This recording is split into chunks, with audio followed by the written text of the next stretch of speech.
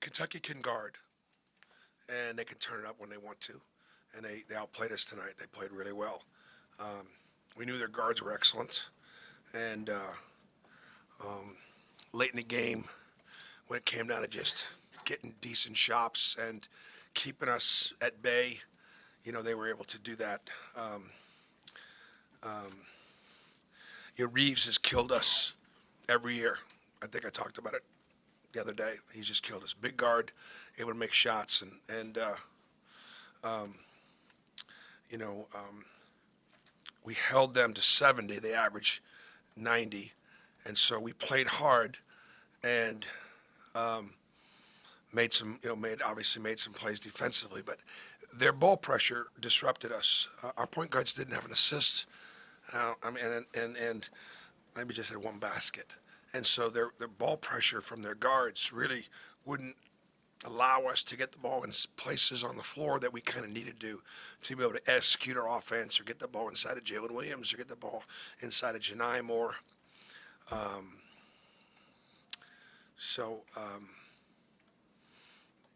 think that while I'm disappointed in the outcome, when you get outplayed, when somebody plays better than you, man, my hat's off to them, and that's why we didn't win. All right, you had a question back from Tony? Coach, I know it's kind of early on, but at this time, do we have any update as far as Jalen's injury? Yeah, I mean, Jalen is arguably, he and Janai are our two best players. And, we were in range when he got hurt. And we think he's got to have something. We think it's something, not just a bang. He had a pivot. So we'll do an MRI tomorrow, and then we'll take a look at it. And then Matt can one in the front, and then we'll go with Mike on the left. It's kind of, you mentioned some of just the guard defending. Obviously, you guys got in a lot of foul trouble, kind of with Donaldson, KD. How did you handle the rotation at that point when you got kind of limited in the guard? Yeah, the rotation was all disrupted. It's partly disrupted because Denver and KD had been playing well. We're moving Denver, playing a little bit of point guard. We got in some foul trouble. We weren't playing great at the position, and so there was some disruption there. All right, Mike? Coach, only 11 minutes from Trey Donaldson tonight. You praised your point guards, but you had some different rotations out there. Yeah. Can you update us on Trey? Well, I mean, he had 4 fouls, so he picked up his 4th foul early in the second half.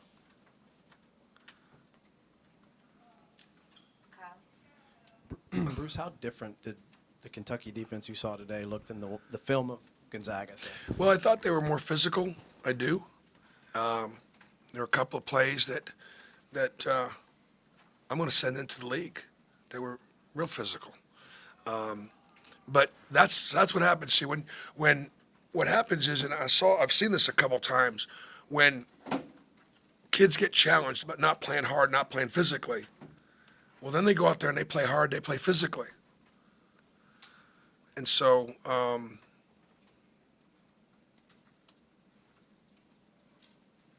right, Berg, and then Matt, and then Joseph.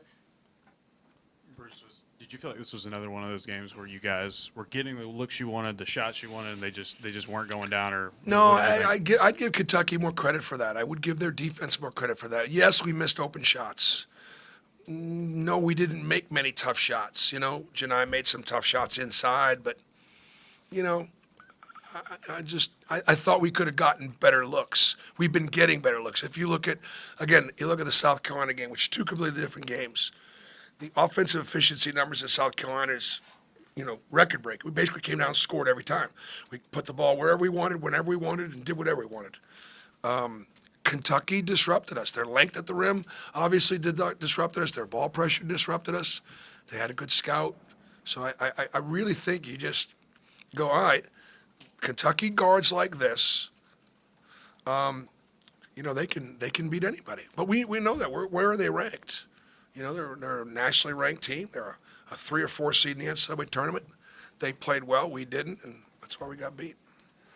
Bruce, over here to your left, you had the dominant win over Alabama, and then you just had, what you just said against South Carolina. But in between those, you had the side swipe at Florida, now this one. The fact that you've had 2 losses, they're a little bit different, but you get the point I'm making here. Has this team been kind of cleansed of that, or is this a little bit worrying for you with all your experience as a head coach that you've seen 2 performances like this in a short period of time at this point in the season? I mean, I'm not worried about it, but I think that you know how I felt about this team from the very beginning.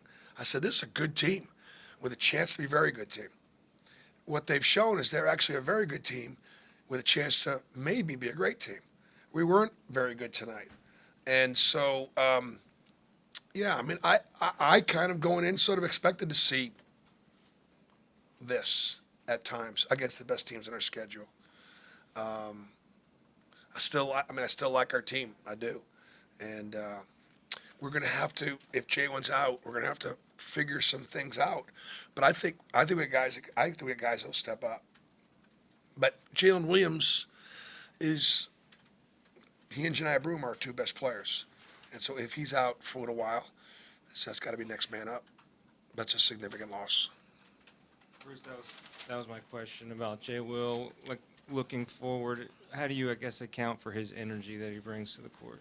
Well, I mean, Jalen Williams is Auburn's all-time winningest player ever, and by a bunch of games, right? And he's having a phenomenal, senior season.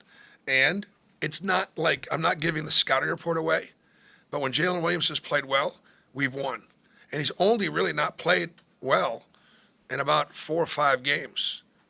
Those happen to be the games we've lost. The math's kind of scary. So give Jalen Williams credit. But the depth on his team and the chemistry on his team, we'll put it together. We'll get something. We'll be ready for the next one. And just to clarify, you said send something to the league. Do you feel that Jay No, Will is there are a couple of undercut plays. that? There are definitely going to be a couple of plays that because, boy, I tell you, it happens in the heat of the battle. So you got to play hard. And then, Coach, just kind of turning the page now, looking ahead to Athens next week, Georgia. Just kind of, how do you prepare your guys for that? Well, listen, we play Georgia next Saturday. We got to bye this week, and we need to bye. Our kids, listen, our guys they've been grinding. I'm telling you, I'm so proud of them for, for the position that they're in right now. I really am. So we'll take a couple days off this week. We will, and they need it. They've earned it, and we'll see if we can, regroup a little bit. We need to get better guard play. I mean, it's clear we need to get better guard play, and we'll see if those guys we can all figure it out. Matt, and then Ferg with the last question. Just following up on that, this is kind of the first time you guys have really had a true, like, just demoralizing game just in this building, demoralizing injury. This was not a demoralizing game. That was a good team that played a really good game. What's demoralizing about a loss to Kentucky when they play well? So I can't even begin to answer that. Just go next. Yeah. Bruce, Do I look demoralized to you? Anybody think I'm demoralized? It's kind of a testament to where you guys are. Yeah. No, the point is, and this is what I want you guys to understand. I mean, our guys have been achieving at a high level. I mean, they've been, and oh, by the way, it's funny. I looked at the schedule the other day, and we're playing South Carolina, and they're 20-3, and they've won 7 in a row. And I said to my son Stephen, I said, you know what? This might be the easiest game of the next 4. Looking at Kentucky here, even going to the road to Georgia, then going to Tennessee. And so for these kids to have grinded and be in a position, guys, come on, demoralized? Ferg. Bruce, you guys finished forcing more turnovers than they did, but there was a stretch there where you guys weren't able to capitalize Yeah. on the turnovers. Did you think that was a kind of a big difference, especially early on? They don't turn it over. They turned it over 12 times, which is more than they usually do. We weren't real organized in some of our running and jumping. There were times late we probably should have doubled. We did it a couple times and turned them over, but they got pretty good guard play. They stopped running ball screen, and that was probably a good idea because we were just hitting them in the ball screen, double teaming the ball screen, and then they just started doing their other things and spreading the floor and spacing out and kind of attacking us one-on-one. And look, and Reeves kind of took over. Thiero really stepped up in a big way and outplayed us at his position. If you told me we're going to hold Kentucky to only 4 3-pointers, I said we're going to beat them. So give Kentucky credit for finding other ways to win. You know, they had an injury there to one of their kids, and they did a really good job of finding a way to win in another way. Thanks, Coach. Okay, thanks.